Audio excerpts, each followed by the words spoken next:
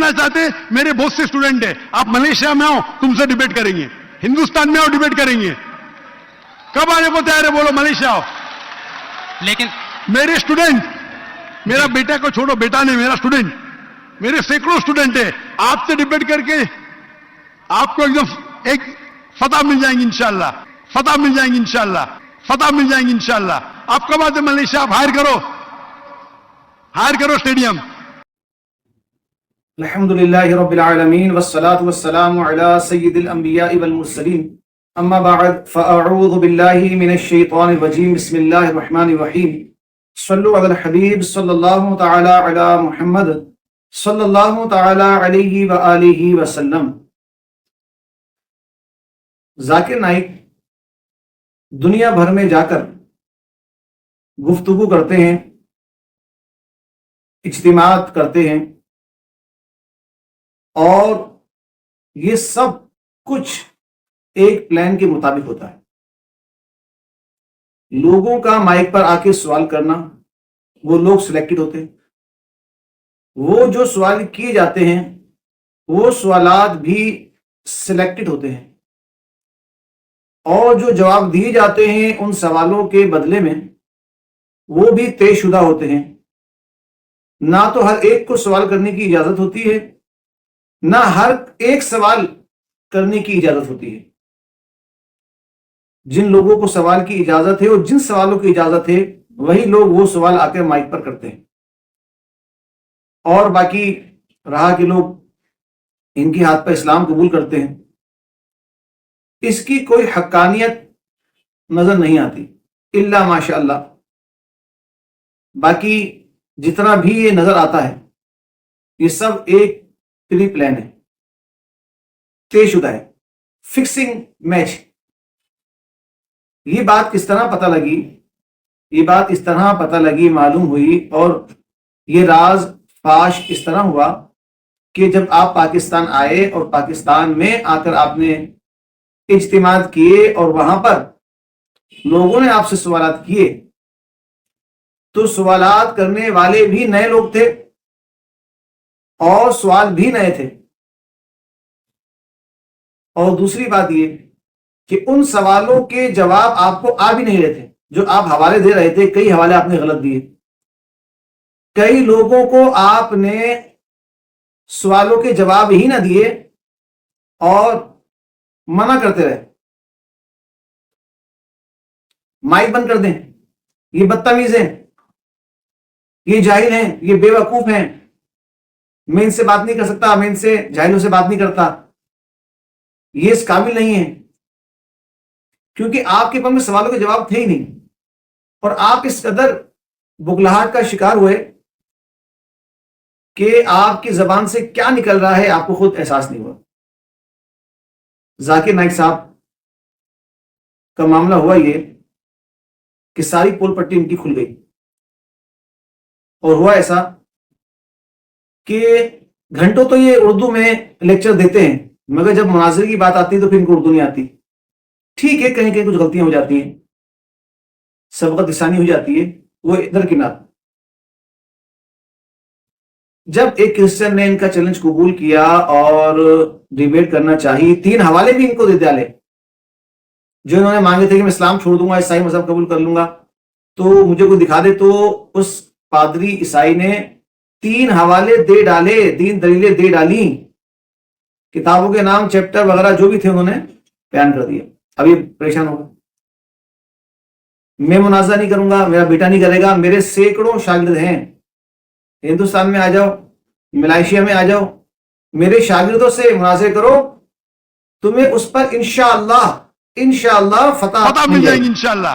اب انشاءاللہ کا لفظ جو ہے وہ ہمارے ہاں بطور دعا استعمال کیا جاتا ہے.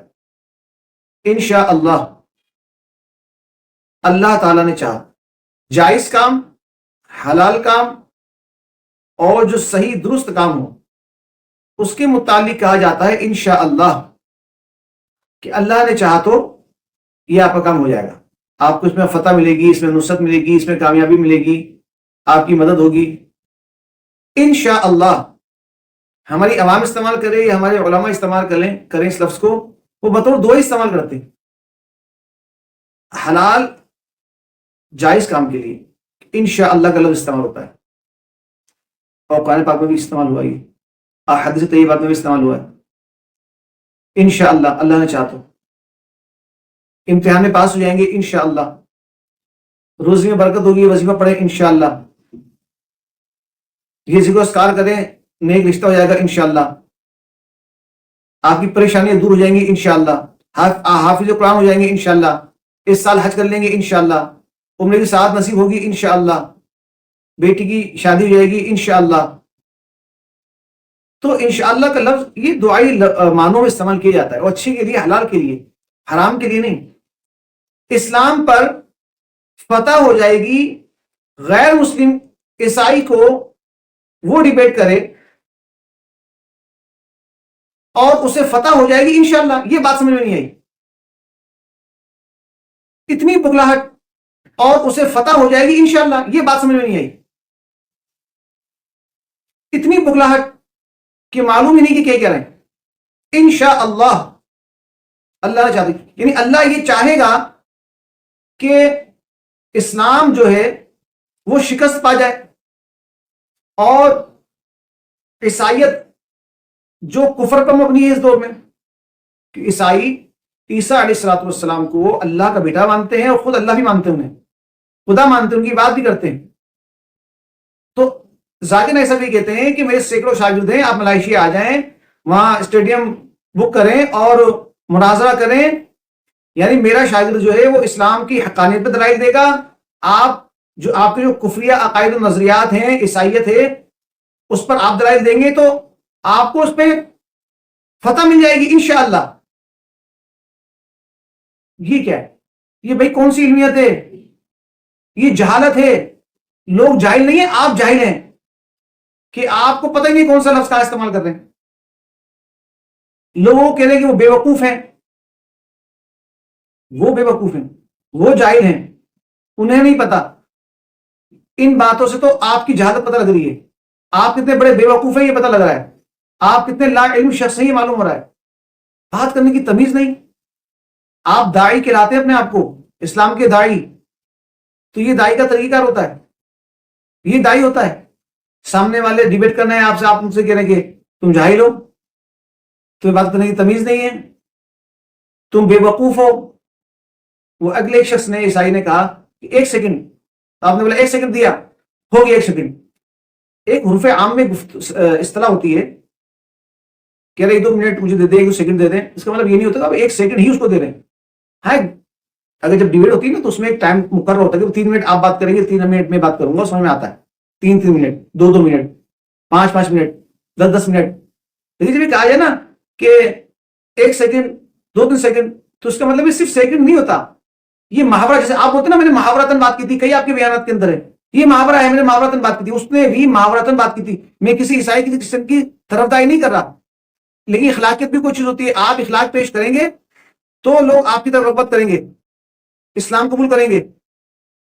یہ ڈھونگی نہیں ہے آپ کے، جو دوسرے ممالک میں آپ کے سامنے ڈھونگی لوگ آتے ہیں اور وہ تماشا کرتے، یہ ریل لوگ آئے اس دفعہ، اور آپ پھنس گئے، اس دفعہ بری طریقے سے پھنس گئے۔ مناظرہ آپ کے مائک بند کریں، مائک بند کریں، مائک بھی بند نہیں کیا رہا، اسی وجہ سے، کیونکہ اب تو لوگ فرنٹ پہ آگے آپ سے بات چیت کر رہے ہیں، گفتگو کر رہے ہیں۔ کیا کریں گے آپ؟ نہ ڈیبیٹ آپ کر سکتے ہیں، نہ گفتگو آپ کر سکتے ہیں، نہ دلائل آپ دے سکتے ہیں۔ کتنے علماء نے آپ کی غلطیاں پکڑی ہیں؟ آپ آیت نمبر بتا رہے ہوتے تو آیتیں ہی نہیں اس صورت میں، کتنی غلطیاں ہیں آپ کی، اللہ معاف کرے۔ یہ تو جو قرآن کے جاننے والے ہیں، حدیث کے جاننے والے ہیں، وہ غلطیاں پکڑ رہے ہیں۔ تقابل ادیان کے حوالے سے تو نہ جانے کیا کیا بلنڈر مارتے ہوں گے، کیا کیا جھوٹ بولتے ہوں گے۔ بیٹے بات کریں، مناظرہ کریں نا، لیکن نہیں کر سکتے۔ انشاءاللہ آپ کو فتح ملے گی۔ کفر پہ آپ بول رہے ہیں انشاءاللہ کہ ایک کافر کو کفری عقائد پر فتح ملے گی انشاءاللہ۔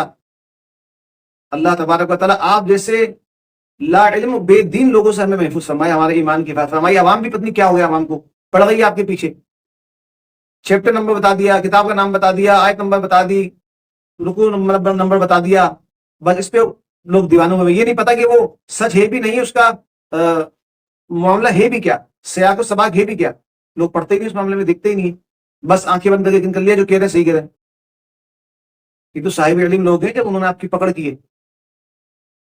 اللہ تبارک و تعالیٰ آپ اسے بے دین لوگوں سے ہمیں محفوظ فرمائے. آمین بجاہ نبی الامین و صلی اللہ علیہ وسلم.